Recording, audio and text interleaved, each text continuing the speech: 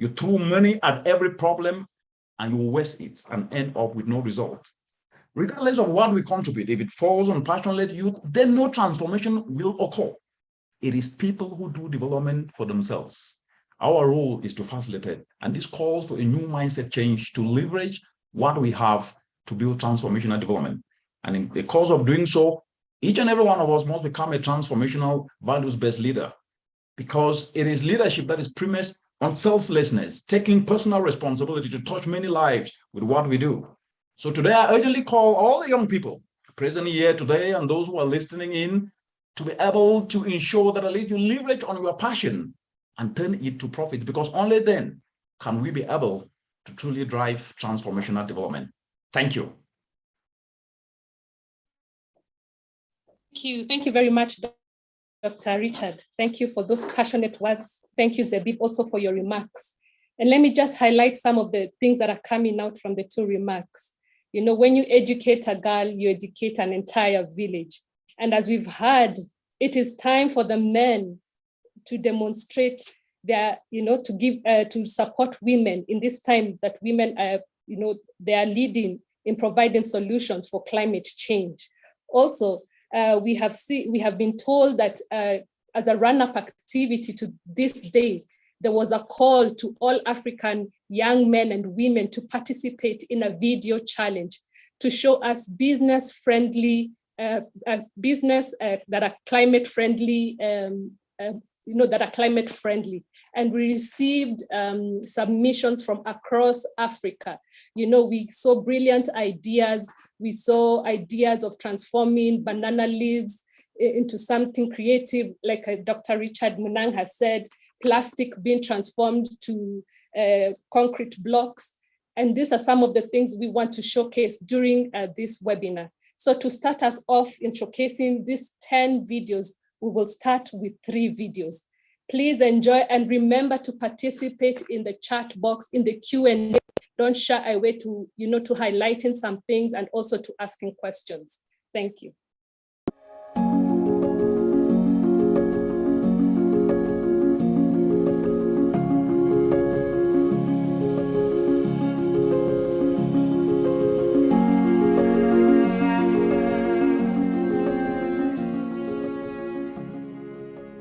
Hello, my name is Deborah Chimanga.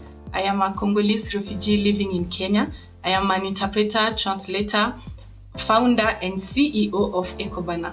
Ecobana Part is a women and youth-led project, among them being students from the St. Paul University, refugees and young entrepreneurs based in Thika and Limuru, Kiambu County in Kenya. The pads are made from banana fibers. The fibers are gotten from the chunks of banana which could have been left out to rot in the soil, surface increasing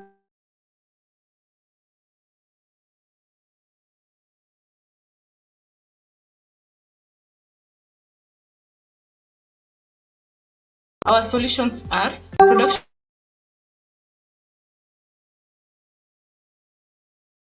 women and refugees through capacity building. Our products start with collecting of banana chunks from our farmers, then we produce banana fiber, we later convert the fiber into pulp, then finally biodegradable pads. Our target markets are NGOs, county governments, national and international organizations, e.g. UNICEF and UNHCR. Our impacts are offering training and job opportunities for young women and youth in the production of sanitary pads, and also improving the conservation of the environment. This is the team, our team, and this is our contacts. Thank you. Merci.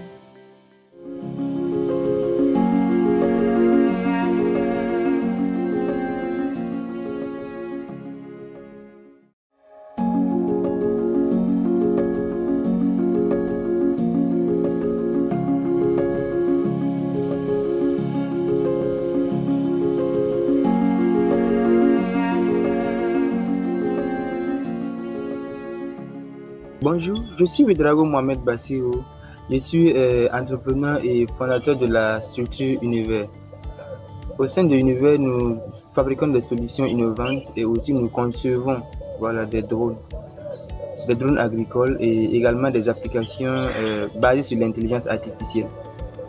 En 2019, nous avons participé au programme de promotion de l'entrepreneuriat des jeunes de la CONFEJS à travers le ministère de la Jeunesse.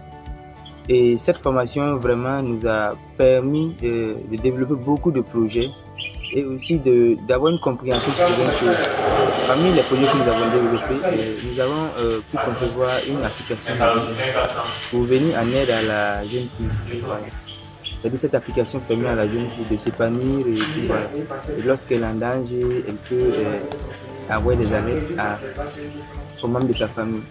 Également, nous essayons aussi de transmettre ce que nous avons appris aussi à la conférence en organisant des formations non payantes, mais dans notre domaine, dans le domaine du digital.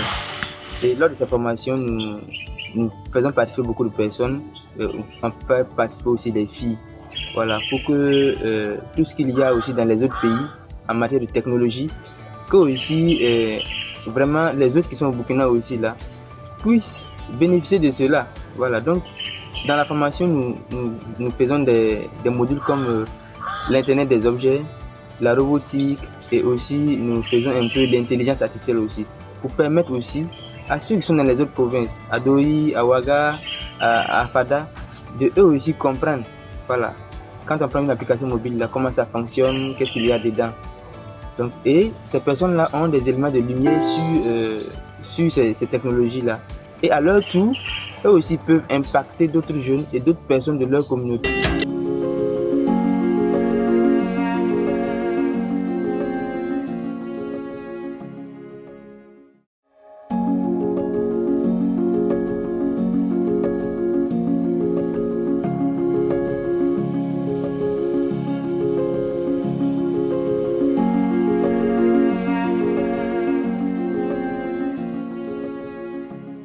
Morning, welcome to Organic Agriculture Solutions. This is our black soldier fly larvae rearing unit, which is in Isiolo County. We train farmers on how they can integrate black soldier fly farming with their poultry, fish or pigs. The advantage of black soldier fly larvae is that it has a high protein content of about 46%. The other advantage is that it feeds on organic waste, therefore helps in bioremediation of organic waste, and after it feeds on the waste, you get another product called frass, which is a good organic fertilizer rich in NPK, therefore can help improve soil fertility. So the process of black soldier fly larvae starts with adults mating and laying eggs. So the structure for that is as shown here. Yeah, and during the adult stage, the insect does not feed, it only takes water. So in these larve cages, you have to put them in this net so that the insect does not escape. So you provide them with water and spaces whereby they can lay eggs, as shown here. These are the eggs where they lay eggs, and then they only drink water. So you use a wick system whereby you put water underneath and then put a cloth. The wick system, as you understand. So here you can see these were mangoes and potatoes, so they've eaten them and reduced them. By the time you're harvesting, they have reduced it to such soil-like substance called frass. This is the manure I was talking about. So this larvae is very rich in protein and can be used to feed chicken or pigs or fish.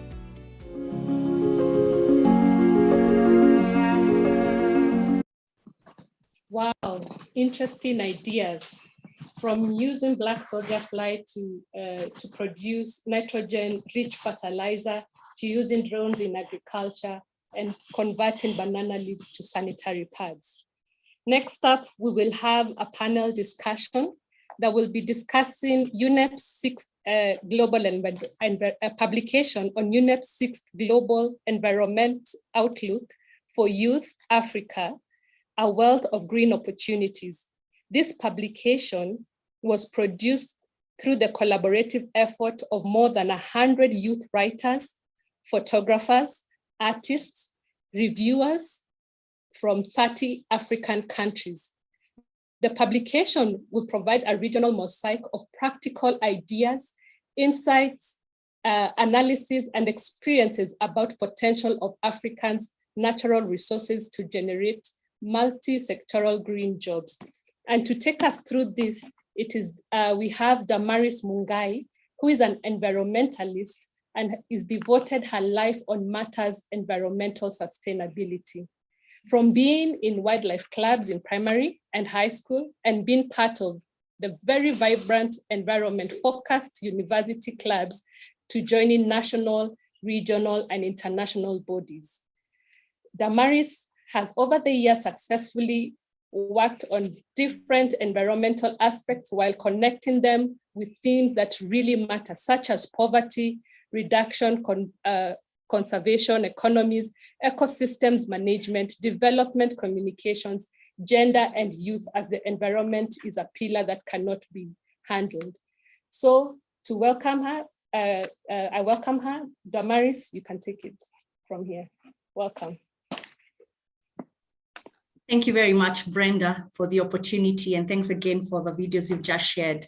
It was actually the inspiration that came or brought about the publication that you just mentioned. The United Nations Environment Programme is an organization that seeks to influence science and to connect it with policy and ultimately action. And so 3 years ago, as I continue to lead the Gender and Youth portfolio in the Africa region of Unep, we worked with 100 youth. We could say 13 lead authors, others who are in the space of creativity, such as photography, to come up with what you've just mentioned, the Global Environment Outlook for Youth, whose theme was a wealth of green opportunities. It articulates solutions provided by African youth to tackle unemployment through the green economy. All the 7 chapters that are in the book were authored by nearly the 100 young people from the continent, and they have laid out their concerns about the state of Africa's environment and their career prospects. But more importantly, they have provided insights on steps that can be taken to conserve the environment and create jobs, and hence our particular theme for today, from passion to profit. I am joined today by just a small group of them. I have with me out of the 13 lead authors, I have 4 of them with me today. I also have a contributing author, one of them, and one who provided photos that were part of the publication. And so I will start by engaging one of the lead authors. Her name is Awovi. Miss Awovi Komasi is a Togolese. And Awovi, I would like you to put on your camera. Thank you very much. Miss Awovi is a Togolese, currently living in Montreal, Canada, and has professional experience encompassing strategically advising and administering sustainability programs. And she is currently an ESG advisory services lead for Export Development Canada, a Crown Export Credit Agency. And she holds a bachelor's degree in law and a master's degree in environmental management and policy. With her passion for youth, Awovi has had amazing opportunities to work on several youth-focused projects, such as the promotion of environmental education in the African Francophone space and the importance of green jobs creation for African Francophone youth. She regularly speaks in panels like this, and she advocates for diversity. So today, even as I ask her questions, she will respond in French. She was a co-lead author for the Global Environment Outlook for Youth, and that's why she's here with me this morning. Awovi, I know it's 4 a.m. in Canada. We are totally delighted to have you. Say hello. Hello, everyone. I'm happy to be here. Je suis contente d'être là. Thank you very much. For the sake of our interpreters, you can speak slowly so that they're able to interpret. Kindly speak in English, in French. I will ask the questions in English, but kindly respond in French so that we can have as many of our people watching from the continent together. For the rest of us who are following the interpretation, just go to the globe down there and click on the language that you understand. So in 2019, Awovi, the United Nations Environment Programme drew out a call. And the call was looking for young people who are passionate about the environment, who would love to be involved in a 1-year process of writing a publication. What motivated you to apply and to be part of those taking part in the writing of this publication? And what role did you play? Bonjour Damaris, bonjour tout le monde. Je suis très contente d'être ici aujourd'hui. Alors, en fait, je suis tombée sur l'opportunité par hasard. Elle m'a été partagée par une personne que j'admire beaucoup et qui était consciente de ma passion, mon expertise et mon implication et tenait absolument à ce que je puisse représenter la voix francophone dans le processus.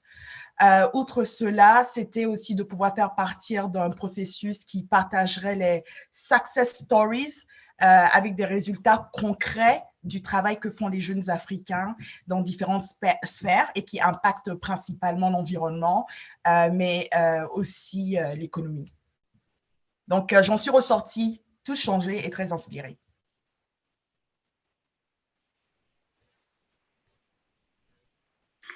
I'd like to also ask you, what role did you play in the book? What particular chapter did you focus on and why were you so passionate about that particular chapter?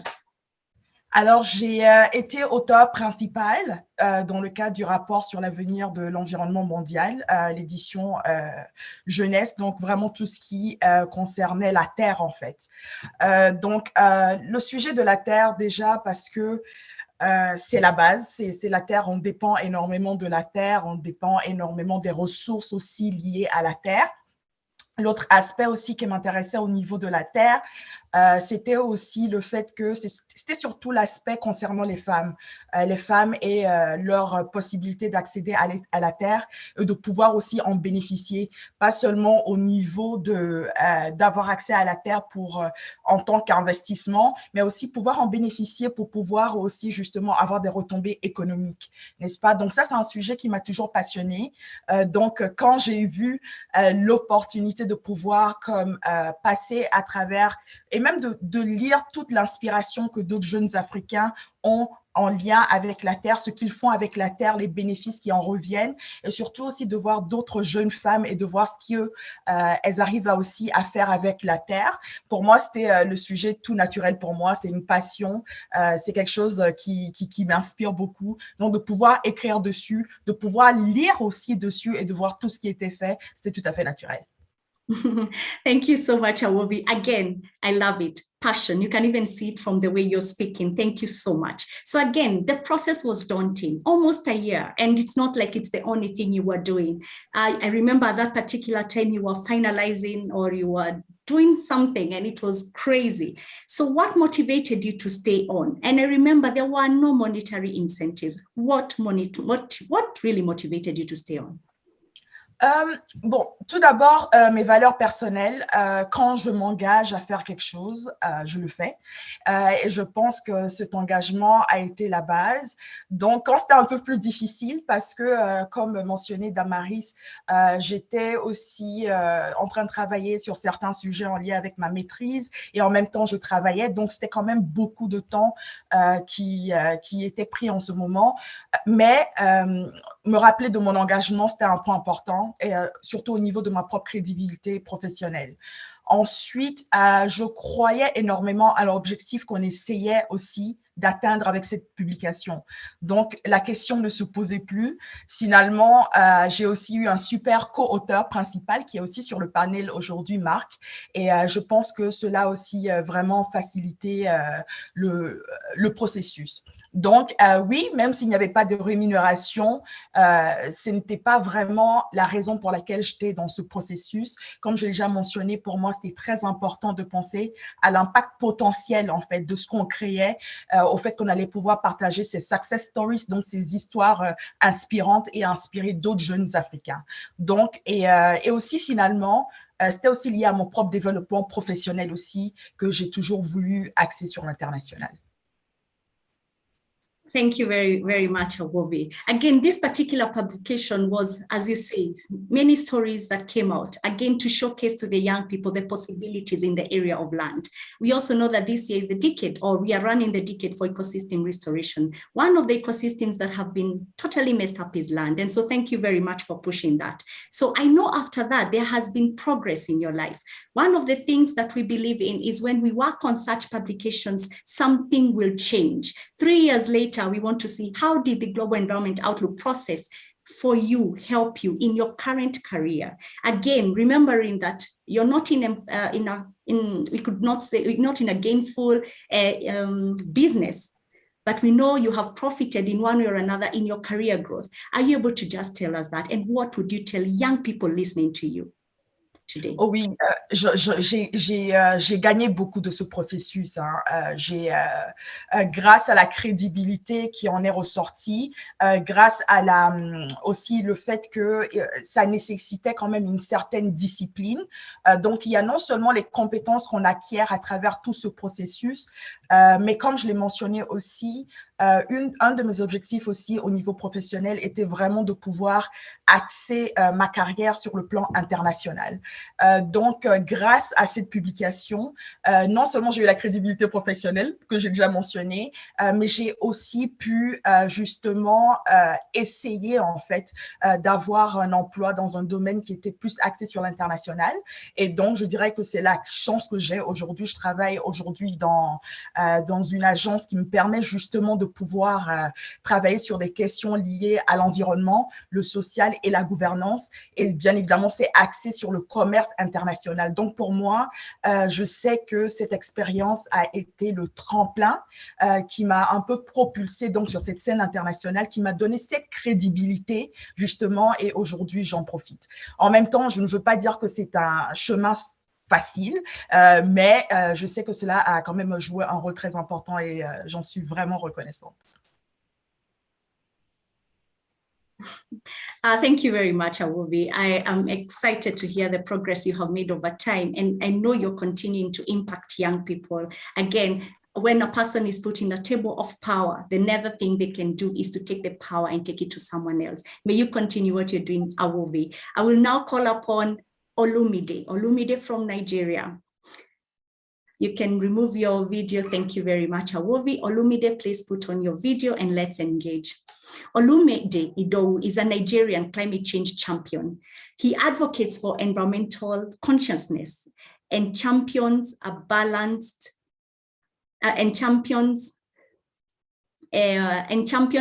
approach to development and environmental conservation. He is equally passionate about development as he is about climate change and environmental conservation efforts. He has been actively involved in this space for 12 years. And through the many years, he has incorporated the media and also various diverse persons in his world.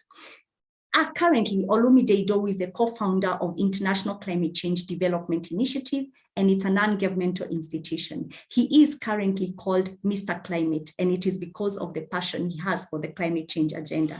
Olumide, are you there? Are you able to put on your video? Can I see you? Olumide? Okay. I see he's not on the call. Maybe he dropped off. We will find out. One of the authors, if you're able to get onto Olumide, please ask him to come in. So I will then call in Miyomba Bumba. Miyomba Bumba is a young lady from Zambia. Miyomba, if you could kindly put your video on, that would be great. Miyomba? Hi, Damaris. Hi, Miyomba. Nice to have you. Great. So Miyomba has 8 years experience in environmental advocacy and works full-time in conservation. She's currently working for the Nature Conservancy as Africa's Indigenous Landscapes Program Officer, where she's supporting the protection of critical landscapes in Tanzania, Zambia, Angola, and Kenya. Amongst her various accolades, she's a recipient of top 100 Young African Conservation Leaders Award, as well as Environmental Champions Award 2020 from the Zambian Ministry of Youth. She was part of the lead authors in the GEO for Youth, and we are very happy to have you. Miyomba, welcome. Thank you so much. I like the fact that you are showcasing your role as a mother too on this particular day. This person just refused to stay on her own, so I had no option.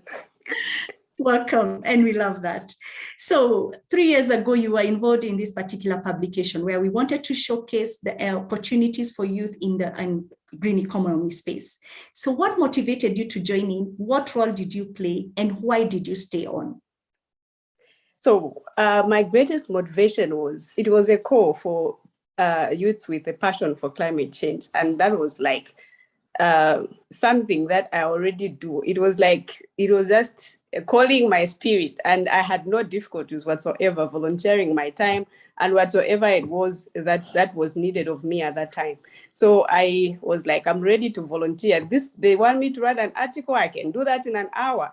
I can do whatsoever it is, but I'm able to reach, if this platform can allow me to reach so many young people using my skills, then I can do it. That's how I jumped on board, and I was lead author for chapter 2, together with Aminatu from Mauritania. I was coordinating the contributing the articles for contributing authors from the English-speaking countries for chapter 2 of the GEO document. And I stayed on because I loved the motivation that was coming. It was challenging, but then I was learning a lot from David. I was learning a lot from you, Damaris, and it was such a platform that was so exciting to mingle with other youths. So that kept me on board, and I stayed on to learn from other authors as well. Thank you very much, Yoba. And what I remember is that around that time, the baby you're carrying, we actually call her the Geo baby. Yes, this person. So it's very nice to see that there's been a lot happening. So tell me, from that time, a lot has happened, even as your career has grown. And one of the things that I would like you to show how passion cultivates the person becomes.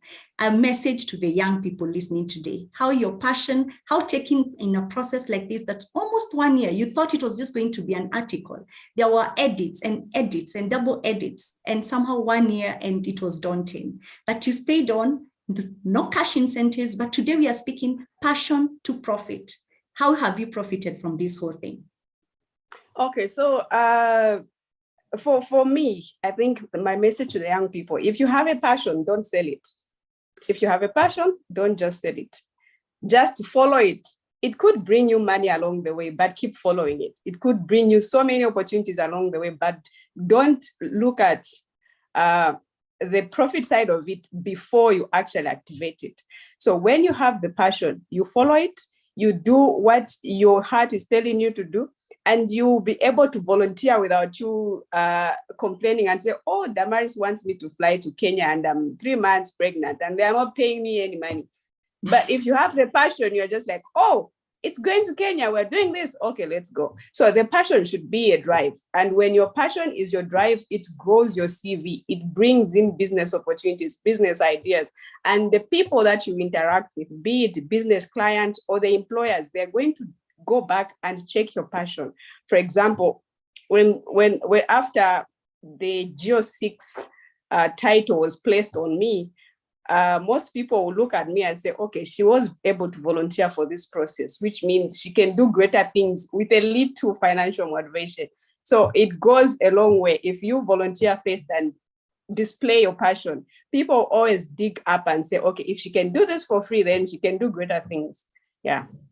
Wow, thank you. Thank you so much, Miyoba. Thank you. I'm going to ask you to step down, and I would have Olumide.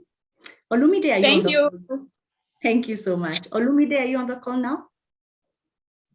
Yes, I'm here. Oh, Mr. Climate, I had already introduced you. So please. Oh, thank you.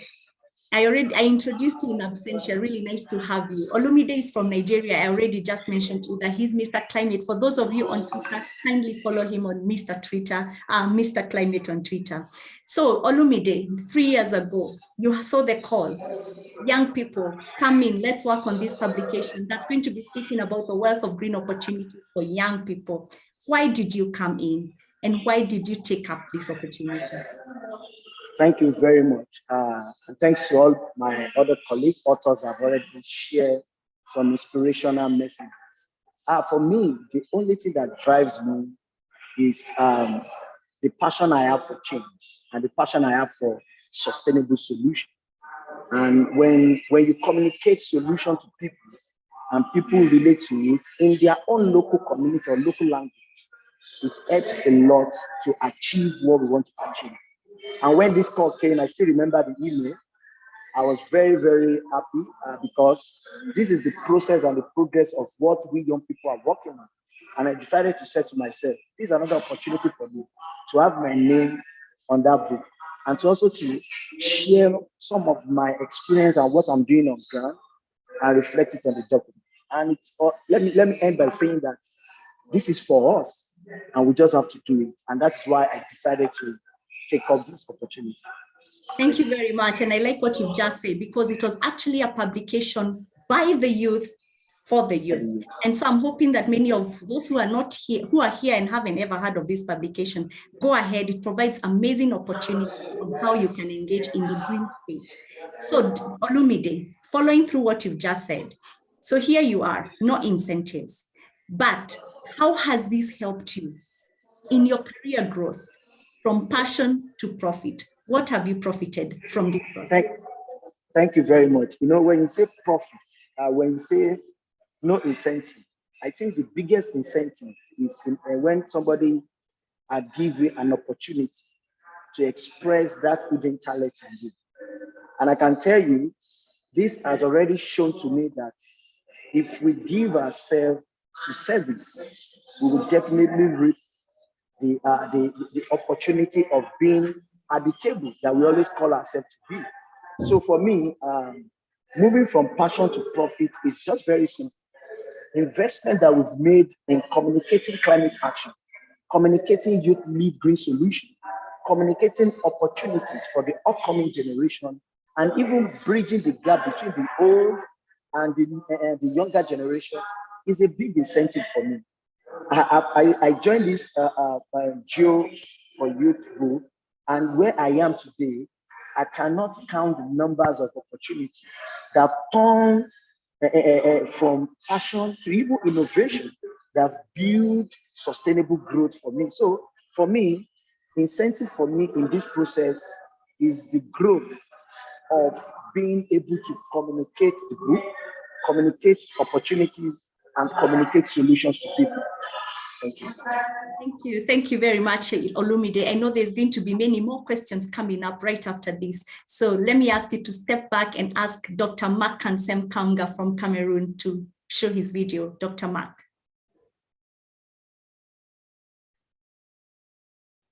Dr. Mark, are you there? Tu es là, Monsieur Mark? I can see you, but I can't see you coming on. Okay, great. I can see you now. Oui, allô? Hello, ça va? Okay. Are you able to show your video?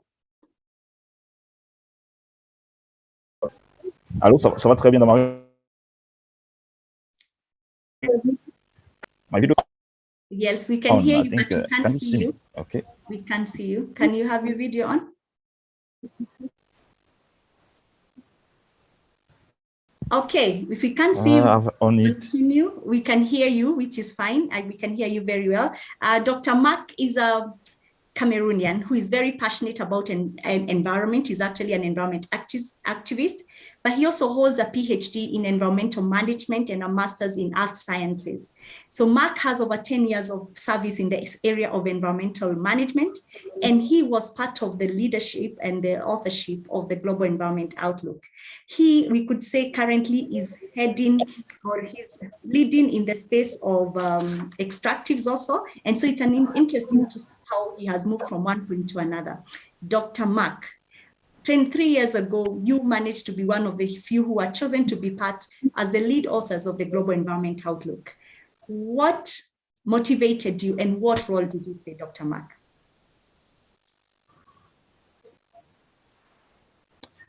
Allô, merci Damaris, merci pour cette opportunité et salut à tous les participants. Pour dire que à l'époque, quand j'ai vu cette opportunité, c'était véritablement pour moi un moyen exceptionnel d'exprimer mes aspirations en tant que militant écologiste au plus haut niveau. Donc, faire partie justement de cette publication, je pense que c'est une réalisation très importante dans la carrière de tout chercheur, n'est-ce pas, dans le domaine de l'environnement. Donc, c'était pour moi une occasion unique à ne pas manquer. J'ai été surtout conscient du fait que cette opportunité m'ouvrirait de nombreuses portes. Et aujourd'hui, je peux le dire que j'en ai tiré un très grand profit de ma participation à de cette aventure. Et il faut dire qu'en tant qu'auteur principal du chapitre Restaurons nos terres, j'ai joué un rôle déterminant justement dans la coordination éditoriale et la contribution au chapitre, la contribution dans la rédaction du chapitre. Cela impliquant en fait de solliciter et d'examiner des documents, des articles rédigés par des jeunes experts à travers toute l'Afrique.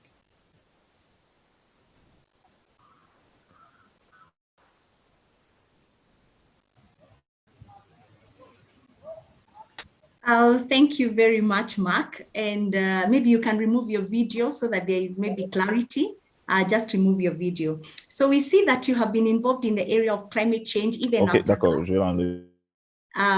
You've been involved in the area of climate action, particularly after the publication. So how has it and how has the process, your involvement in the production of the GEO, helped you to move into, from where you were before to where you are? Because we are speaking about from passion to profit in a very short, in 1 minute.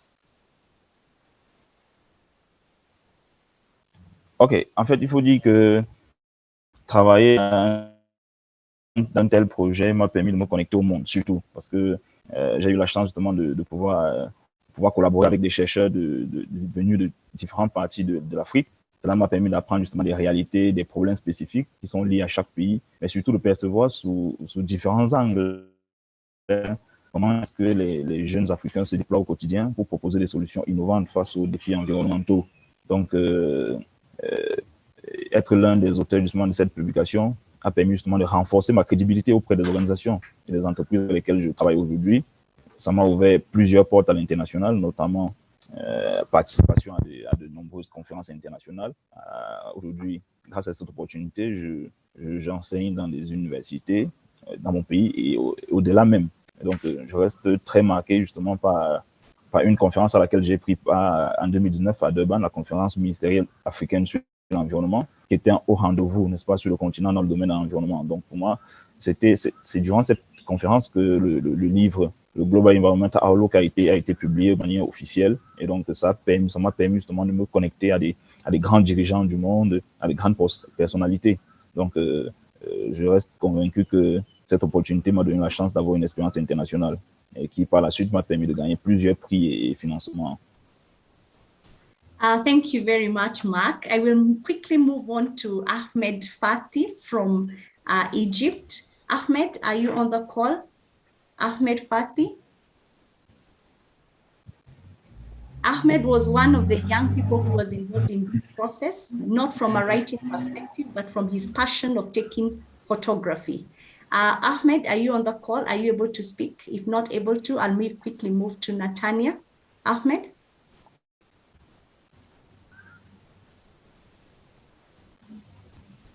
Sorry about that. Maybe Natania, are you on the call? Yes. Ahmed, yes, I actually can see you, Ahmed. Thank you very much. So you were involved in this particular publication because of your passion for taking photography, amazing photography that was around nature. Why did you feel it was important for you to bring in this aspect? Because many times we don't involve it. Are you able to just say clearly and how this has moved from where you are? Damaris, could you repeat the question because I haven't listened? Okay, can you hear me now? Yes, I hear you very well. Okay, great. I was just saying that you were involved because of your role in photography. Are you able to tell us how your role in the GEO, providing photography for the publication, has helped you to move from passion to profit? Ahmed. Yes, thank you. Yes, thank you, Damaris, for the question. You can speak in Arabic, it is okay. بشكركم جدا، بشكر الجماهير، بشكر كل الامم المتحده للمراه في افريقيا وبرنامج الامم المتحده للبيئه مكتب افريقيا.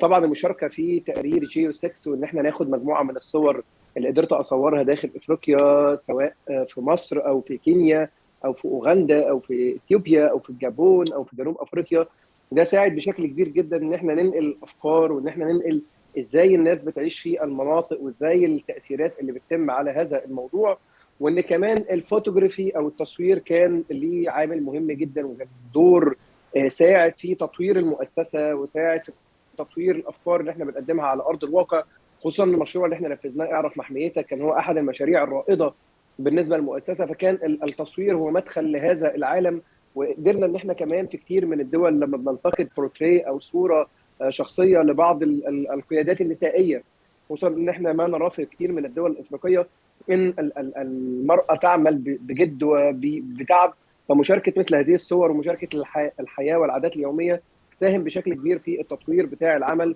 وفي دعم قضيه المراه وفي دعم تقرير جيو 6 اللي الصادر عن برنامج الامم المتحده للبيئه.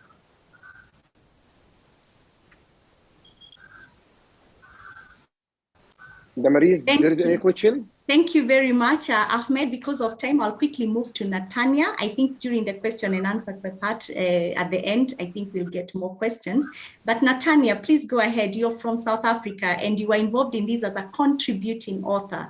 The others were the lead authors and they really allowed participation from many other youth in the continent.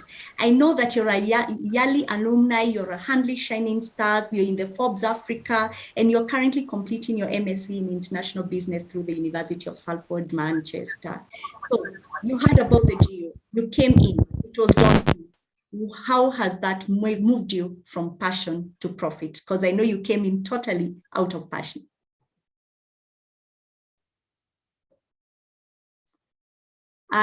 We can't hear you. You're muted, I guess. Or is it? Yes. Was it me or you can hear her?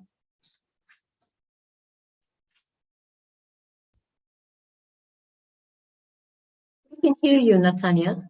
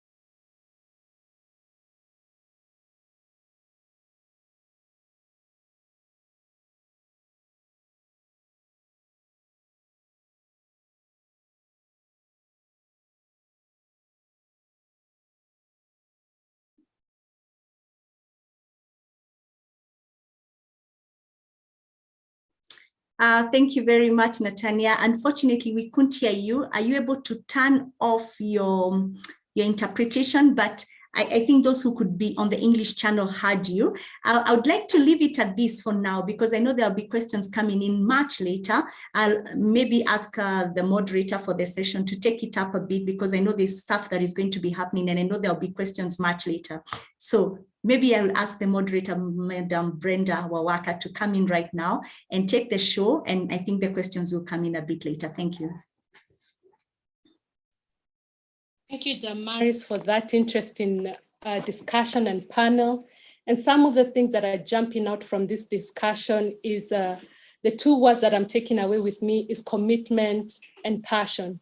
Indeed, if you were confused that African youth are not committed to any cause, this should be a testament that they are indeed committed, not just to 50% completion of a project, but to the fruition and also beyond the project. So we will continue to watch some of the videos that we received for the video challenge, and we'll have 4 videos up next. Thank you.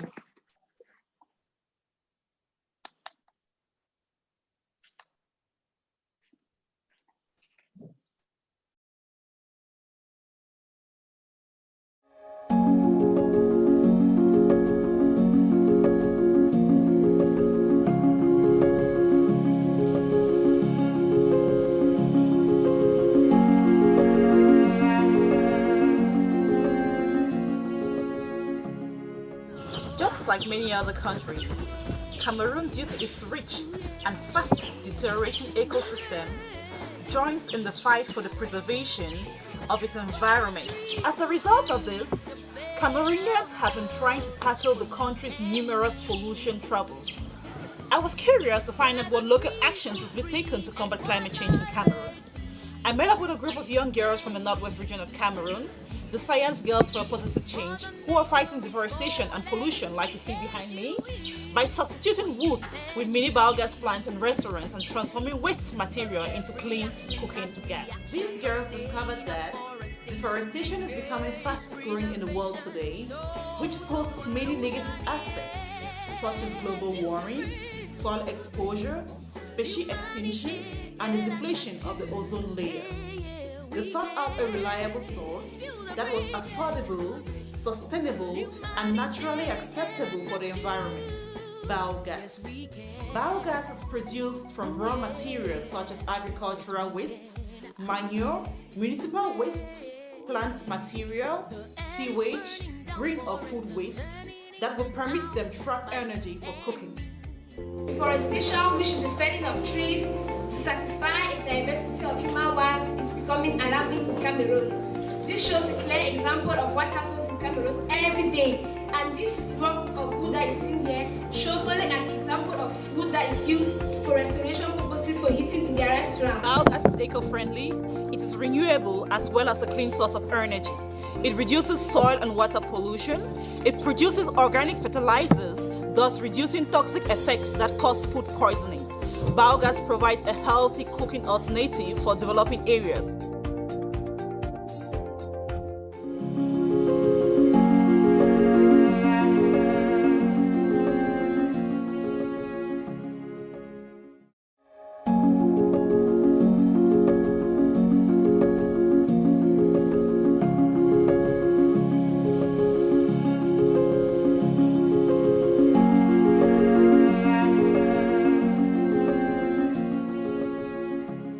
Hello, my name is Jennifer Kokosapon. I'm the co-founder and CEO for Bitgreen Ghana Limited. Bitgreen Ghana is a producer of an environmentally friendly, sustainable, and smokeless cooking fuel that is produced from our agro-waste materials as coconut shells and husks, palm kernel shells, and corn cobs. I got inspired to push Bitgreen to become one of the top global brands for green charcoal when I realized the true potential it has to solving most of our climate change problems as a result of the high levels of deforestation and the high levels of smoke emissions from the traditional charcoal production. In the next 10 years, I see Bitgreen to have largely replaced the old traditional and unsustainable means of producing charcoal. In regards to having a gender-equal world, organizations and individuals with power and influence can provide more opportunities to support youth and women-led businesses to be elevated to solve most of our pertinent social and economic issues. Thank you.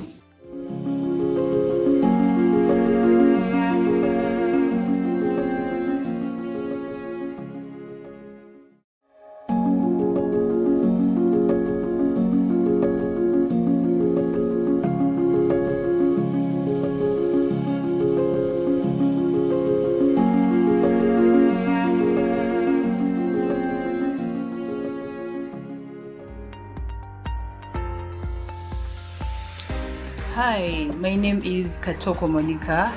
I am a lawyer by profession and a fashion designer. I am the creative director of Kat's Monique Apparel. Kat's Monique Apparel is a Ugandan-based contemporary ethical brand based in the heart of Kampala. Kat's Monique Apparel started as a luxury brand. We used to make wedding gowns, changing dresses, but we realized there was a lot of pollution from the fabrics we would use to make the wedding gowns and changing dresses, because most people like changing dresses that have sequins. These are not biodegradable. When they are disposed into the environment, they cause pollution. So as Kat's Monique Apparel, we decided to rebrand and turn our passion into a paycheck, and from a paycheck into a mission of creating awareness about rare diseases and reduce climate change. How are we reducing climate change? We decided to incorporate zero waste. And when I talk about zero waste, you see, when most people cut their fabric to make an outfit, they are going to throw away these small pieces into the environment, and these are not biodegradable and they cause pollution to the environment. So as Kat's Monique Apparel, we decided to turn this waste into something beautiful. So you can get these pieces here and join them together. This is what most people consider waste, but as Kat's Monique Apparel, we see treasure in this. You can make a beautiful outfit out of this when you join them together. This is my call to other fashion designers out there. Let us fight for our planet. Reduce waste. Incorporate zero waste in all your work, because there is no planet B.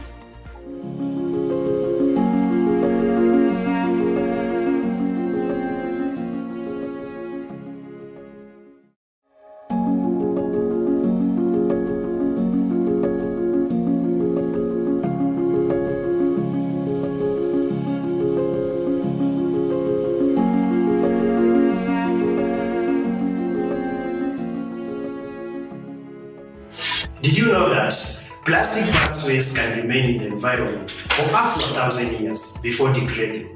Globally, only 15% of plastic waste, plastic bags being included, is collected for recycling. A quarter is incinerated, and the rest either ends up in landfills, is burned in the open air, or dumped in nature, much of which ends up in the ocean. My name is Oliver Mondi, and I'm a co-founder of Zuribags. Zuribags is a social enterprise that champions for environmental conservation by preventing the use of plastic bags and non-woven bags in the urban informal settlements. With the large population daily producing more and more waste materials, heaps and heaps of garbage has led to dump sites being found all over, to a point of even replacing the playgrounds for children. This has resulted in serious health issues in the community due to the contaminated dumps that has led to spread of many diseases. The stench within the slum has since become so overwhelming due to the murky raw sewage in the open ditches, halted under the weight of garbage, which is mostly composed of plastic bags and the non-woven bags waste. Whenever there is heavy downpour, because these plastic bags and the non-woven bags waste blocks the waterways, houses get flooded, and in the process, lives are lost. The contaminated flooding water leads to spread of waterborne diseases. The open air burning of these plastic bags and the non-woven bags waste release toxic fumes in the air, which are inhaled by people in the community, making them to suffer from respiratory disorders. In our effort to solve this problem, we came up with an innovative and cheap way of producing more environmental friendly and reusable carrier bags and packaging materials, which are very affordable. To produce them, we use traditional, natural, and readily available raw materials such as banana bags, sisal fiber, pineapple leaves, craft paper, and waste papers. We intend to address SDG 13, climate action. Thank you. Thank you. Thank you for those 4 videos. A pattern shot from the 4 videos was, there is no planet B. We have only one planet, and we better look after it. On to our next chat. We will be discussing a study that UN Women undertook to help prepare the youth for an inclusive, environment-sensitive, and resilient approach to productive livelihoods. Amanda Namai, who will be the moderator of that discussion, is a youth advocate for climate action and zero hunger. Currently, she is the Getters Africa lead at the Alliance for a Green Revolution in Africa. The Go-Getters are the largest Pan-African community of young agri-food entrepreneurs. Amanda's role is a pioneering role to grow and curate the Go-Getters Africa community and deliver the high-profile and far-reaching campaign and prize at the center of Generation Africa. Welcome, Amanda. Thank you so much, Brenda. And it's a privilege to be hosting this next segment of this event. It's a very natural flow as we see what the youth are doing. And then we also want to talk about what UNEP and UN Women are doing. So ladies and gentlemen, I'll be moderating this session with a very rich and diverse panel of experts. And I'll invite the panelists to switch on their cameras, and as I start introducing them one by one. First up, I do have Ms. Majabin Alarakia. She is the Regional Policy Advisor on Women's Economic Empowerment for the East and Southern Africa Regional Office of UN Women. So she is a very experienced lady, and prior to joining UN Women, she was with, Tbilisi, Georgia, and she also has extensive experience in Tanzania, both with UN Women, with UNFPA, donor agencies, NGOs, national NGOs, working on a range of issues, including women's economic empowerment, sexual reproductive health and rights for women, and youth and human rights and civil society. Her experience spans over 20 years in the industry. And the question that I have for you, Majabin, the UN Women having recently published a study, Opportunities for Youth in Agriculture. What can you share with the youth here from the findings of the study and also from your observation in your work? Thank you so much, Amanda, and it's such a pleasure to be here today. It's great to feel the energy, and I'm personally really excited to see all the videos. The young people have really demonstrated how they've been able to take that passion for climate change and gender equality and really make it into a profitable enterprise, which really is the future that we need to go towards. We need to look at how our economic activities can be more sustainable in terms of the environment and the environmental impacts, but also bringing together with it the gender equality perspectives. So in sub-Saharan Africa, the nature of the rural transformation and limited industrialization means that the non-farm economy can only absorb a fraction of the rising youth population on the continent. When we look at youth unemployment or unemployment overall, the young people are among the highest group within that subgroup. And within that, if you look further, the young women are among the highest unemployed populations that are looking for work, but are not able to find them. So while we know that there are opportunities for young farmers, for example, to tap into the digitalization of African economies and benefit from linkages with the environmental protection work. The modern smart technologies and digitization of farming businesses has motivated a new generation of farmers, managers, and entrepreneurs, as we can see from these videos. And UN Women undertook this study to help prepare the youth for an inclusive, environment-sensitive, and resilient approach to productive livelihoods. The study looks at various different issues and is entitled The Opportunities for Youth in Agriculture, but we also provided information and evidence on gender-responsive proposal to development that integrates youth in agriculture solutions in broader programs on climate and agriculture.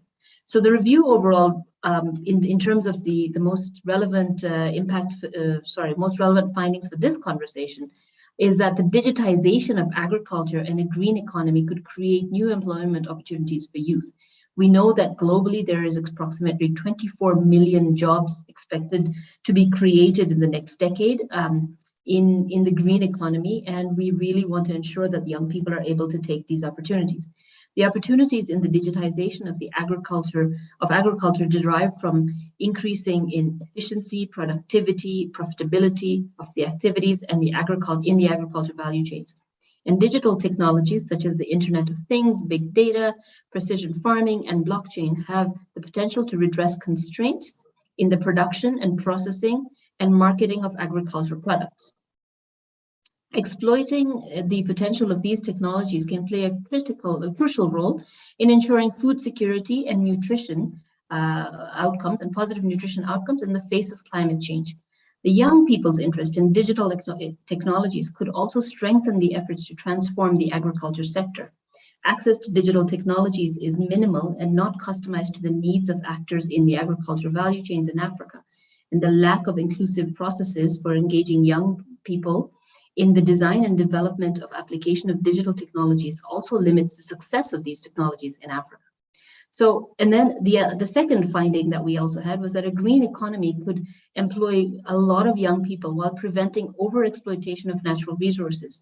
Moreover, however, in most initiatives have failed to include the youth, and there has been little done to consider the interests of different gender groups, thus addressing gender equality in the dependence of natural resources, access to digital technologies, digital literacy, and business skills without aggravating the existing gender inequalities and climate actions could be the prerequisite for successful initiatives towards the fourth agricultural revolution and a green economy. Thank you. Thank you so much, Majabine. And I would like to transition now and go to UN Environmental Assembly. Majabine had mentioned about, the depletion of natural resources. And I'm joined by Ms. Rhoda Washira here, who is a Program Management Officer in the Resource Efficiency Unit, Africa Office at Unep. So Rhoda works on green economy, circular economy, sustainable consumption and production, and green business development issues in the region. And prior to joining UNEP, she worked as a policy analyst in the macroeconomics division at the Kenya Institute for Public Policy Research Analysis, and which is a government think tank under the then Ministry of Devolution and Planning. In terms of academics, she is a statistical analyst at the UK Department for Transport. Rhoda, welcome onto this panel. And so my question to you on this International Women's Day is that, sustainable consumption is a key priority for young people. And as, preempted by Majabine in her speech, can you share insights on the opportunities for circular economy in Africa? And I mean, from your experience, are there any good examples we can learn from? Right. Thank you very much, Amanda, and organizers for giving me this opportunity to be here today. Ladies and gentlemen, maybe I can start by explaining a bit on the background.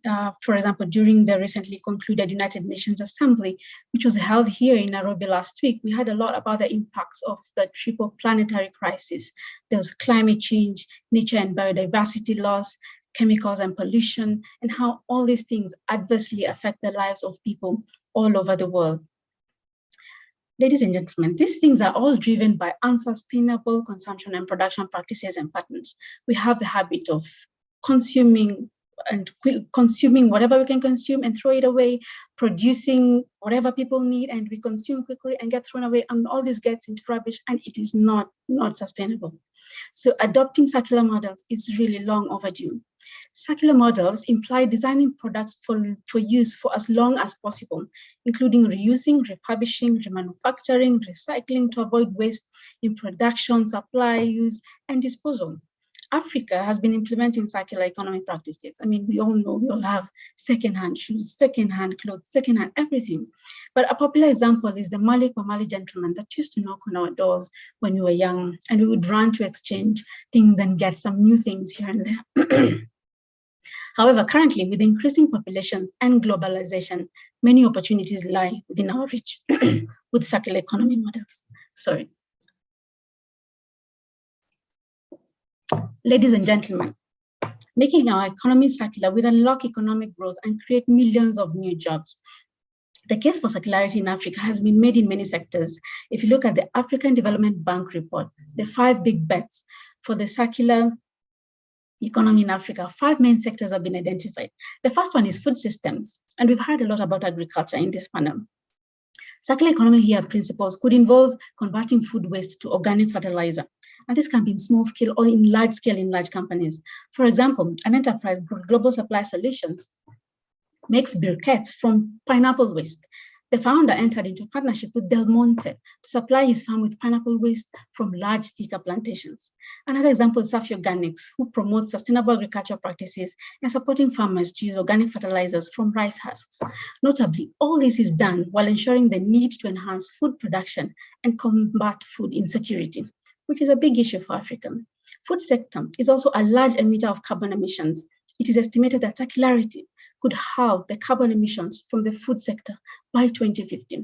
The other sector is packaging. Here, the main issue is plastic. So how do we recycle this plastic packaging?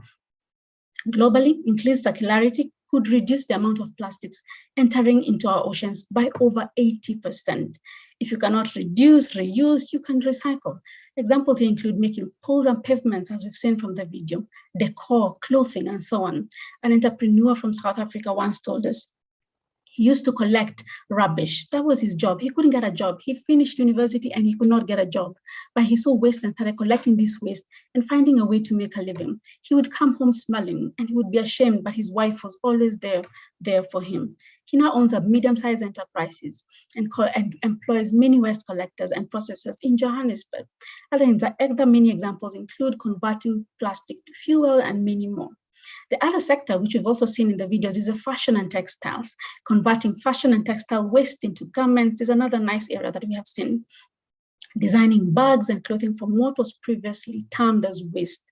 This is not waste, it's actually a resource in transition.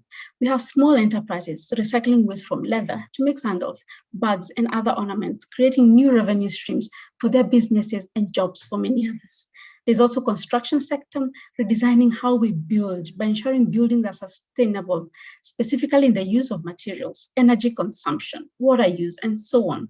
This can lead to recycling of inputs and hence reduce the unsustainable mining that we currently see. The electronics sector is the 5th sector. Here, circular economy practices enhanced through substantial recycling and collection facilities. Good examples in Africa include the e-waste recycling facility that was opened in 2017 in Rwanda. This facility created 400 green jobs, while a similar facility in Kenya, established in 2013, created 2,000 jobs over a period of 4 years. Ladies and gentlemen, from these very few examples or opportunities, whatever you can call them, we see that under more circular scenario, economic growth and employment would increase significantly. However, this does not happen without the necessary enabling environment, from implementing a project on green business, notably the Switch Africa Green Project. We have seen that starting and growing these businesses requires the right policy and regulatory frameworks, the right capacity. The youth, the women, they need the necessary capacity. The businesses also need this so they can employ people. Policymakers also need capacity to be able to create the right environment. There's also the issue of access to finance. This is an issue, it's a hot issue here, so green finance. There's access to markets. Are people aware of these things? Awareness, partnerships are all issues that need to be looked at to ensure the circular economy actually thrives in Africa. Unep, through the Switch Africa Green Project, is working with Africa Circular Economy Alliance and the African Development Bank to develop guidelines for accelerating the transition towards the circular economy in Africa. In addition, Unep will also undertake a regional assessment to identify financial mechanisms for circularity tailored towards Africa and especially the small and medium-sized enterprises. Ladies and gentlemen, we can go on and on about all these opportunities that are out there, but the necessary information is also available out there online and in various institutions. Examples include the Africa Ministerial Conference Green Stimulus Program, for example, the Africa Circular Economy Facility. This is a facility of funding by the African Development Bank. There's the African Union Green Recovery Action Plan. All these contain ways that can help Africa move faster towards the circular economy. Don't forget the UNEA resolution that was passed last week on circular economy. This was actually submitted by the African member states, and it was passed by the whole world, showing global commitment to more circular models, not only in Africa, but in the world, and many more examples out there. Ladies and gentlemen, let us all tap into the circular models and the opportunities they present and make a better place for us and for future generations. Thank you very much, Amanda. Thank you, Colin. Thank you, Rhoda. Thank you very much. You have a wealth of knowledge, and you remind me of this phrase that we see all around. You know, if you cannot reduce, reuse, or recycle, refuse. And also we saw some of those videos that inculcate, you know, the circular economy model, like the lady who creates the apparel from Uganda, you know, through waste material.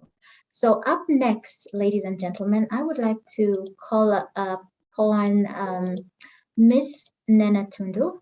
She is the Senior Policy Officer at the African Union Commission, and she's been working with the AUC for about 13 years now. Ms. Nena, if you could, I'd like to ask you a question, right?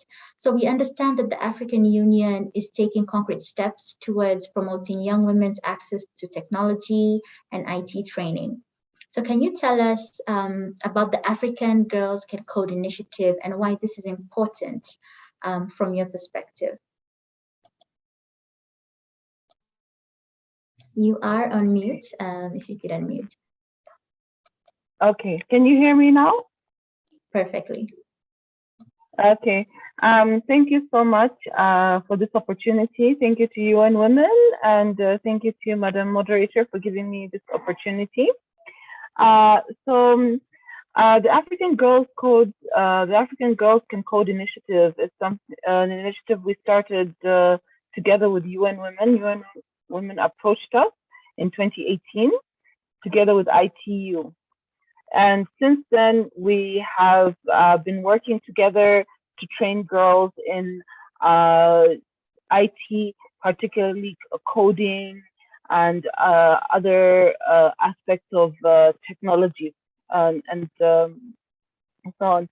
So what has been good about this initiative is that it has given girls, we've trained over 600 girls across the continent. Of course, there's still a way to go, but it's been a very inspiring experience because we've seen the enthusiasm through these different trainings that we've had, which were involved, of course, UN Women, ITU, and AU as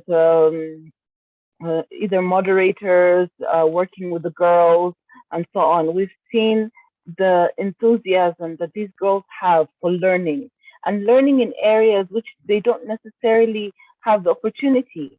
They're not girls are not always encouraged to explore areas of technology, you know, innovations, and build apps.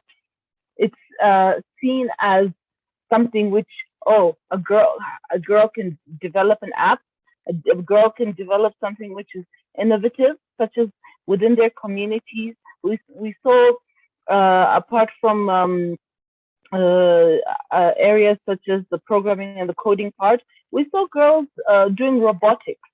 And this is not something which you would normally see girls on our continent even being encouraged to do, or even having the opportunity, or even having the resources to do such things. So on our side at AU, we have been continuing our engagement with UN Women into the second phase of the African Girls Can Code, which will be launched at the end of March. And we really want to bring more girls into the fold. We don't want to just train girls. We want to do a training of trainers. So those trainers can go back to schools, can go back to communities, and showcase what they've learned and train other girls and show them not just on the technical part, but also on soft skills, that you're a girl, but girls can do anything. You know, like I have a daughter. I'm always telling her every day, who runs the world? Girls. Never forget that. And she has this fantastic T-shirt I found for her. It says, "Girls can do anything they want." So, on our side, we are here to continue supporting, to continue to be reaching out to member states, to continue to be mobilizing the girls and working with our partners, UN Women and ITU, and take the girls' ideas into the future. And like what we heard earlier about green technology and some of the innovations that are being done for climate change. This is very important. And it should start from a young age, not from 20-something. It should start from the age of 6, 7, 8, 9, 10 onwards. You know, that you have the mind and the strength to do whatever you want to do, and it should be something that should help your community, should help your peers, and something which should help you, something which should have an impact. So the African Girls Can Code Initiative, I could go on for a while. I don't have much time. I'd like to go on more. So I have to stop here, but it's a great initiative, and we look forward to taking it even stronger across the continent and working with our partners, UN Women and ITU, and also the girls that are involved are also our partners because they're learning, and we're also learning from them. And knowing that a young mind is not a small mind. A young mind can go beyond. So thank you so much, and over to you. Thank you for this opportunity. Thank you, Nina. And I like your parting shot. A young mind is not a small mind. And also the fact that you said you partner with these girls as well. And just as a compliment to you, you do look like a girl. I was surprised when I read your bio. You've been working for 13 years. You're a mother. And I'd like to call upon one of your beneficiaries. You did say that you partner with these young girls, and she is a very well-decorated young lady. She is called Sizolwetu Mapanga. So Sizolwetu is, she calls herself a charismatic, zealous, and self-spoken entrepreneur. So ladies and gentlemen, this young girl is only in her second year of university, but behold, she's an entrepreneur. So she started entrepreneurship in high school. And within that short span of time, at her very young age, she's very well decorated. She's won accolades and awards, CEO of the Year, amongst many other awards. So Sizolwetu, as one of the beneficiaries of the African Girls Can Code initiative, very, very briefly, in the interest of time, could you please tell us about the initiative and how it made a difference for you? I know Nana has given us the background, so you are giving us the testimonial of this program. So please make it very brief, if you could, in 2 minutes, about how this initiative made a difference for you. Over. Thank you very, very much, Amanda. Thank you for this amazing opportunity. First and foremost, I would love to say thank you to the African Girls Coding Camp Initiative for making me who I am. The coding camp, when it started in 2018, and I was among the first girls to attend the first camp. It was an amazing opportunity to meet girls from all over Africa, have an opportunity to mingle with girls from all over Africa, and not only just mingle with them, but also have the opportunity to share certain knowledge when it comes to the fourth industrial revolution. The African Girls Coding Initiative opened a different type of dimension within my mind. The mind, or the site of entrepreneurship in the fourth industrial revolution, technology, and exploring the most important things of technology, and also as a young woman to be bold and to understand the ethics when it comes to going into the STEM world.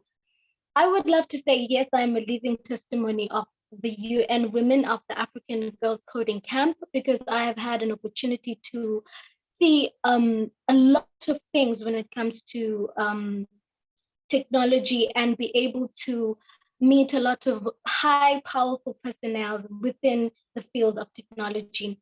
I was fortunate enough that the African Girls Coding Camp or United Nations under Mom Letty Chiwara, she was able to connect me to a certain other organization called the AE Trade, which I'm currently working with them on a certain project that has to do with internet connectivity within the country.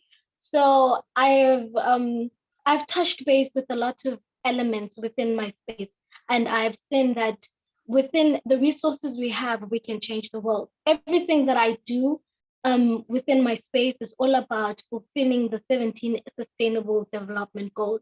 And I'm making sure that whatever move I'm making is to make a difference for my community, for my country, and for my continent, because I believe that Africa is going places. Already we can see what Rwanda is doing. Already we can see how South Africa is connecting, so many other countries. And I believe that if we can work together, and I believe also that if women can come in, and yes, I'm also afraid with all these projects that I want to work on, I'm very afraid. But with the words I got from the United Nations under the African Girls Coding Camp is that we need to be bold. We need to stand our ground, and it's about time that women start showcasing how powerful and amazing they can be. Once again, I would love to say I am grateful for the African Girls Coding Camp, and I'm looking forward to many more other testimonials from young people who say they have done this, and also the young ladies that I met from the camp. We've been working together. We've been talking. It's an amazing opportunity. Believe me, I can't. My thank you is more than the thank you I'm just saying right now. And with that said, I am hoping and looking forward that I will change Africa as a young person. Thank you very much, Amanda. Oh, wow. Wow. Very, very inspiring. You are, barely scratching the surface. And I know you achieved so much. And even with what you're doing, you're already making an impact. It's really inspiring even to me to see a young girl like yourself already moving milestones, and you're still in school and you're juggling all these various initiatives, and you just really want to transform the world. And we are going to transition now and invite a gentleman onto this platform. So we do have Samuel Kariuki, who is the founder of Kuazone, which is a technology and innovation hub, incubating the next generation of innovators and entrepreneurs, and that demographic is comprised of children and youth. And Kuazone is developing this community of motivated, talented, capable young minds. So Samuel, you've been, working in this field, especially for children and youth. You being a youth yourself, tell us what inspired you to start this project, and most importantly, how are you bringing girls into this program? So that is what I'd like you to tell us today, and if you could just keep it very briefly, because we do want to open up for the question and answer segment. And also, please, as you are watching and as you're reflecting on what our panelists have been saying, kindly put your questions, your comments in the chat box so that we can quickly engage in the Q&A session after this. So let me just repeat, Samuel, once again, so that I can refresh your memory. Just tell us what inspired you to start this project, and most importantly, how do you bring girls onto your program? Over to you, Samuel. You are muted, perhaps.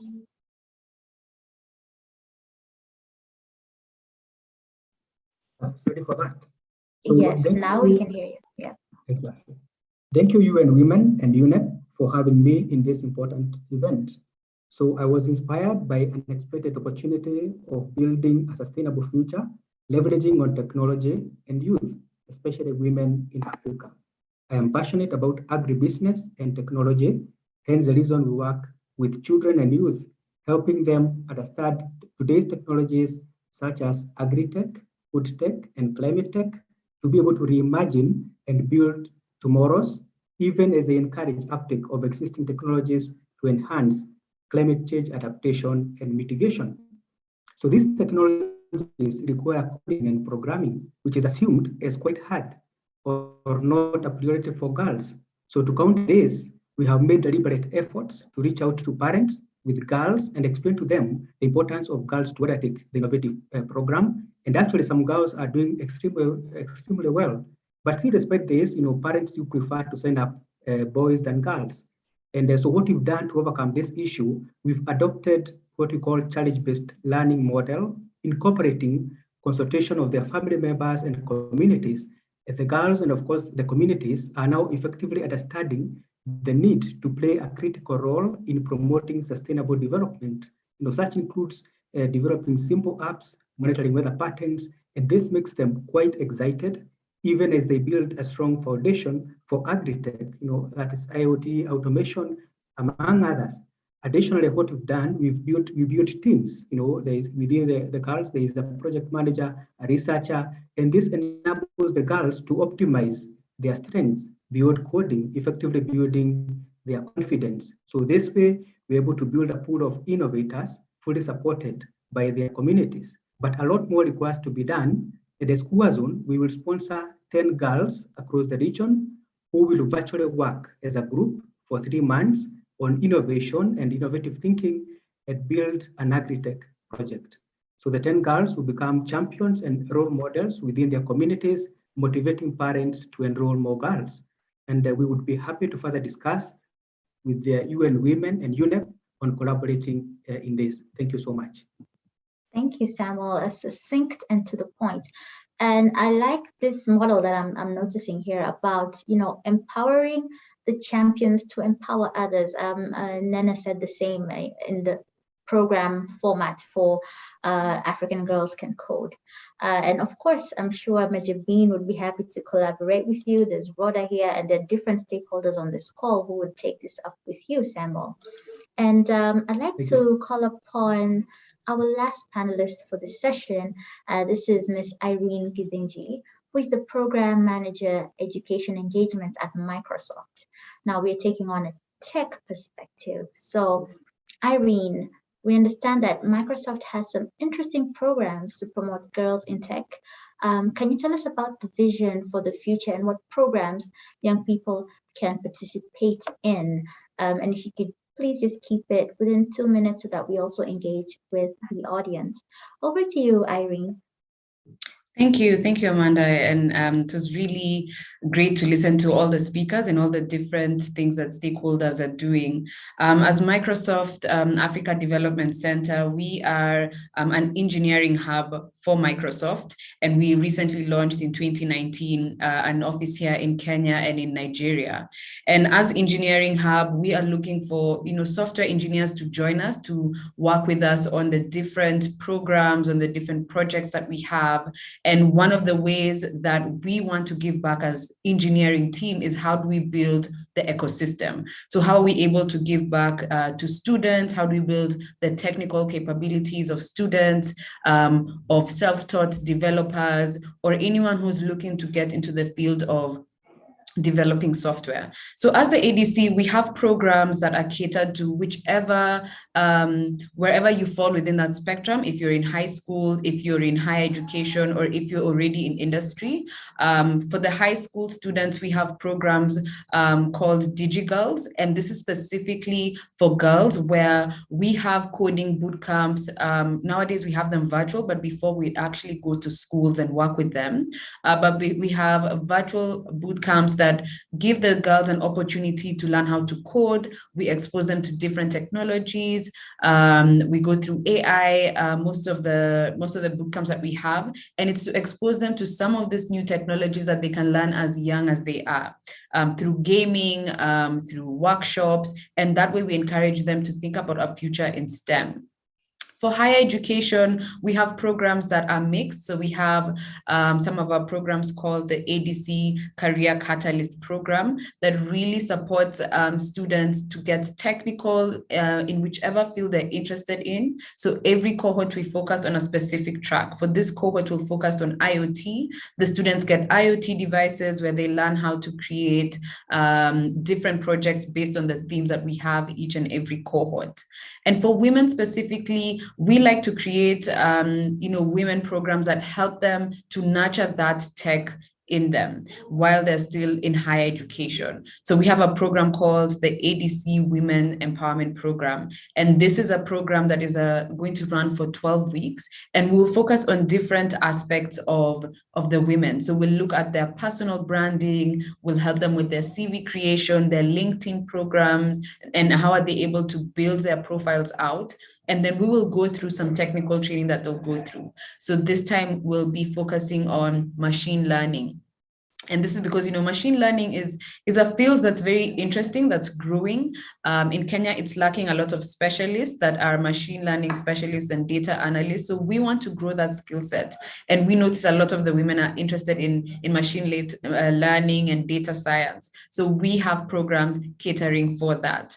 And we have programs now that go all the way into industry practice. So how do we, if you have gone through your schooling, if you're self-taught, how do you then practice in the industry? So we have programs that give you an opportunity to have an internship with us, and you learn to work with the different engineering teams that we have here, experience different managers within the Microsoft ADC ecosystem. And that way we are building that culture of, you can get skilled as much as you can as a self-taught developer, and you can also build the skill set in your schooling, in your career. It doesn't matter where you are, you can still continue to get technical and get trained. So I will share some resources on chat, some links of what we're doing, but there's really a lot, and we're looking forward to partnering with some of the organizations here. There's a lot that you're doing, girl coding programs would really be interested in that, and other partnerships to really support women to get skilled and get technical. Thank you, Amanda. Thank you, Irene. That is such, it revives, interestingly enough, my background is actually software development, and then I was placed to moderate this session. So how excited am I? I know the terminologies that were used here and there, like IoT, AI, for those, I'm sure we usually follow up, but like Internet of Things, artificial intelligence.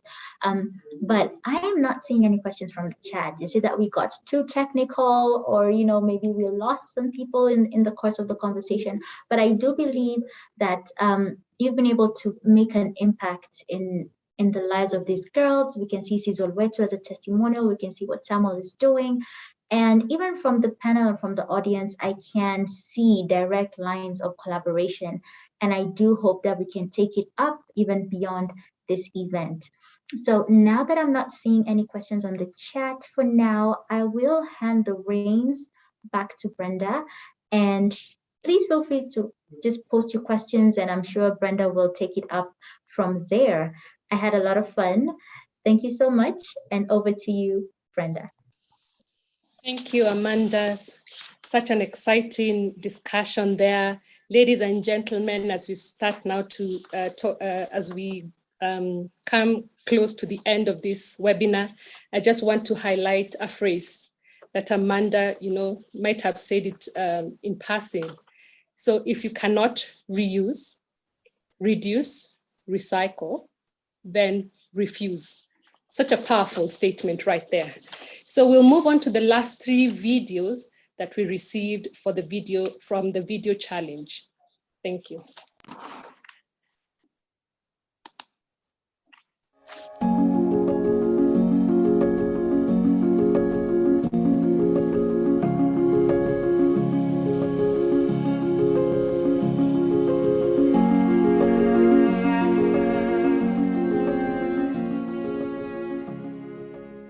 Transforming agri-food systems while addressing climate change is key in achieving the Sustainable Development Goals. UFP is a social enterprise owned and operated by Tanzanian women located in Dar es Salaam. Since its establishment in June 2021, UFP has been able to increase its sales and profit by 180%, maximizing its impact to the community through various programs. We have planted a total of 3,600 trees of different species in 6 different regions around Tanzania in our tree planting campaign. We have also restored 10 degraded acres, and these have facilitated carbon sequestration that facilitate climate change mitigation. Our tree planting campaign have been very transformative to younger generations since we are involving them directly to plant a seed of future, hope, and make them green change makers. And we are expecting to restore 100 more acres around Tanzania. It is important to us as organic food processors to improve food security among Tanzanians.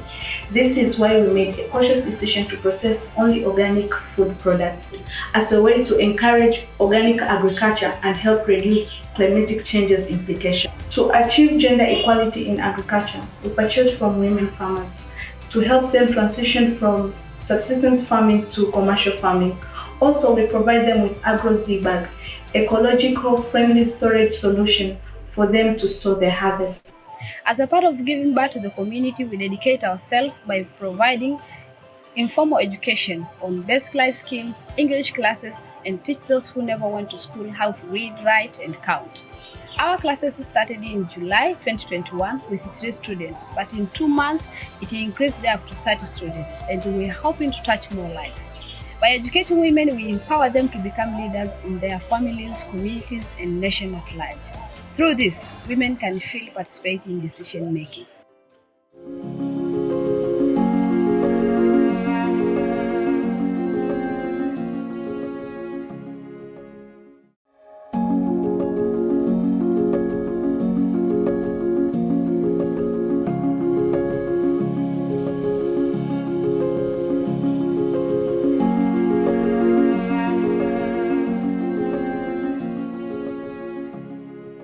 Reform Africa is a social company that started 3 years back. It recycles plastic polythene bags into durable, sustainable, and waterproof accessories while creating employment for the single mothers and youths. They bring the plastic bags here at our recycling center. Then we have a team of women that come do the sorting and the washing of the plastic bags. We then sort them into different colors. Then after, we take the bags to our first production center where they iron the plastic to come up with a sustainable material. Our tailors will then pick up and cut it into different shapes of the different bags that we produce. I ventured into recycling one because we wanted to save our mother earth. As Ugandans, I think we need to learn how to sort our plastic. We learn to use the 3R: reuse, recycle, and reduce. Let's work with our shopping bags so that we can say no to the plastic.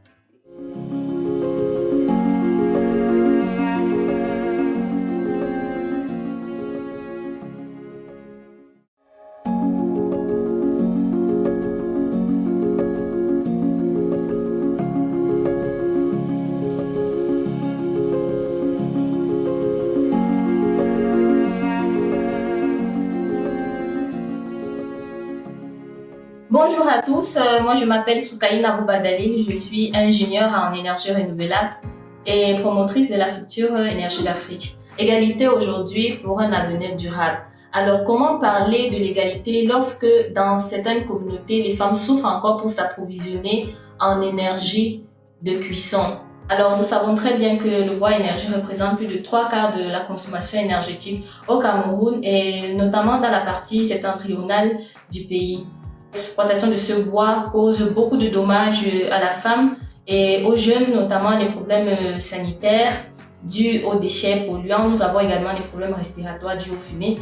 Nous avons la réduction de la productivité agricole qui force justement ces femmes-là à quitter de leur territoire pour aller s'approvisionner ailleurs. Nous avons donc développé des techniques d'approche durables en concevant des biodigesteurs et des cuiseurs solaires qui fonctionnent à partir du charbon écologique. Voilà. Wow. Donc il y a déjà assez de gaz. On peut acheter du gaz, ils vont cuisiner directement, on va connecter dans leur cuisine et autres. Nous avons contribué efficacement à l'amélioration de façon économique et sociale de près de 100 ménages à travers le Cameroun. Ces techniques également permettent à la femme de développer des activités génératrices de revenus.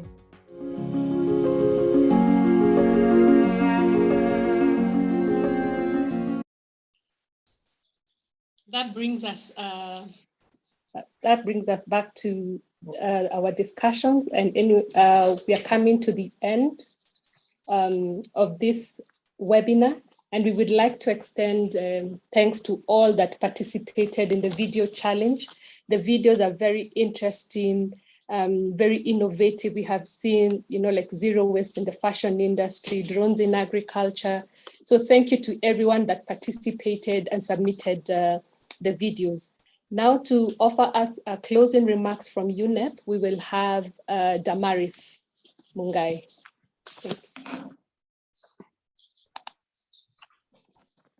Thank you very much to both ourselves, Unep and UN Women, for this opportunity that has been provided to celebrate International Women's Day virtually, and to definitely put in the #Stop Bias. So I hope even as we take a photo after this, we'll be able to take the photo with that particular icon. And I believe that this particular partnership has showcased the opportunities that exist when stakeholders work together. From where we sit as UNEP, we believe in working with different types of stakeholders. So you will find that we work with artists, with faith-based organizations, with people who are creative, and that's why we saw the poetry right before the session. That was very amazing. And so even as we continue to engage young people, even as we continue to break the bias, we hope that we'll be able to engage those who are bringing in aspects that we, the converted, are not very privy to. And so when we see Microsoft here, and when we see the fashion industry coming in, and we see the tech business, we see Kwazon speaking about coding, and we also hear about CISO, who's been part of the digital space. If we are able to start getting into that space where we get out of our shell of us, the converted, to start speaking to those who are converted but need to engage the space, I hope that even as we continue, that we as UNEP and UN Women will continue to see how to collaborate and ensure that we engage meaningfully women and youth as we do our programming. Before that, I know that we also have our video from our Executive Director of UNEP. I know it will be played right after this. Thank you very much, everyone. And thank you so much for such an amazing discussion today. We live in times of what we at UNEP call the triple planetary crisis: the crisis of climate change, the crisis of biodiversity loss, and the crisis of pollution and waste. This crisis hits women the hardest. 70% of women live in poverty. Extreme weather events that reduce agricultural productivity and destroy property impact women greatly. As we chip away at the natural world, daily tasks like securing water, food, and fuel takes longer and imposes a burden on women. On this International Women's Day, we need to focus on the solutions, because women are central to sustainable development. So what do we need to do? Well, women farmers feed the world. We cannot deny women farmers the land deeds and the access to credit, which is what often happens today. Better access to reproductive health and education can support women in making the best possible decisions for their families, their communities, and indeed their bodies. And it is time to open the door to more women leaders. Research and experience have shown that women adopt innovative and preventive measures faster than men. And as we kickstart a global movement to restore ecosystems, Indigenous women and local communities will be critical to its success. Women make our world.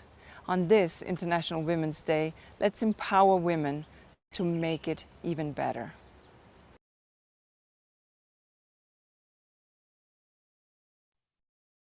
Thank you, Damaris.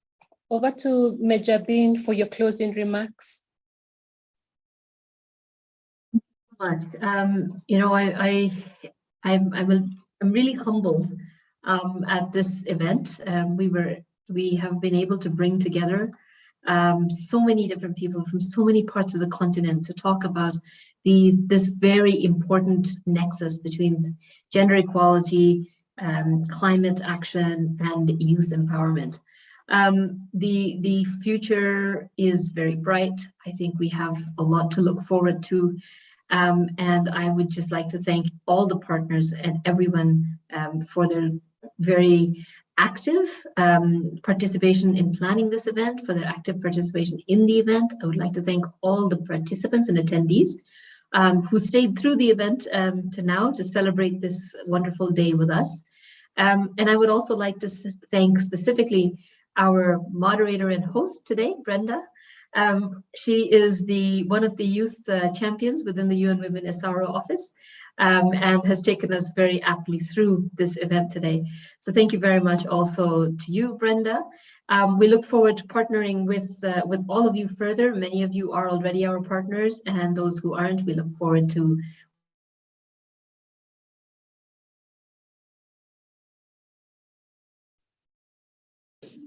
Sorry, Major Bean, it seems like we've lost you. Major Bean? wishing you well all on this day.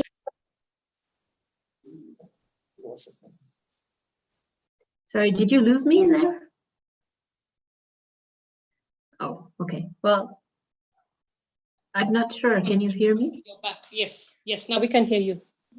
Okay, so I was just saying that aside from thanking Brenda, I want to thank all of our partners for being here with us today. And for those who are already partners, we look forward to continuing to work with you. And for those who aren't yet directly partners, we will be reaching out to build partnerships further. Thank you very much. And thank you for joining the event. Wishing you a good rest of your day and a happy International Women's Day. Thank you everybody. Before we leave, I would like to request all the panelists to switch on their cameras so that we can have a picture taken of this beautiful celebration. Please, all the panelists, all James. And please remember to smile. It's International Women's Day.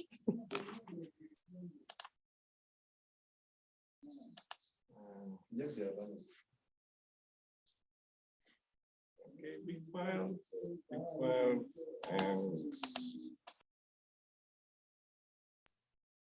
Thank you, ladies and gentlemen. Thank you for joining us. Thank you for the rich discussions. As Major Bean has said, we wish you a wonderful rest of the day, and also as you celebrate International Women's Day.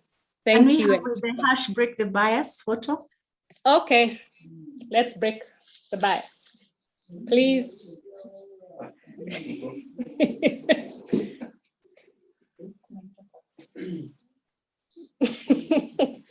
Thank you. So thank you, ladies and gentlemen. Thank you for joining. It's over and out. Goodbye. Thank you, Brenda. Thank you. Thank you, Damaris. Thank you, everyone. Thank you.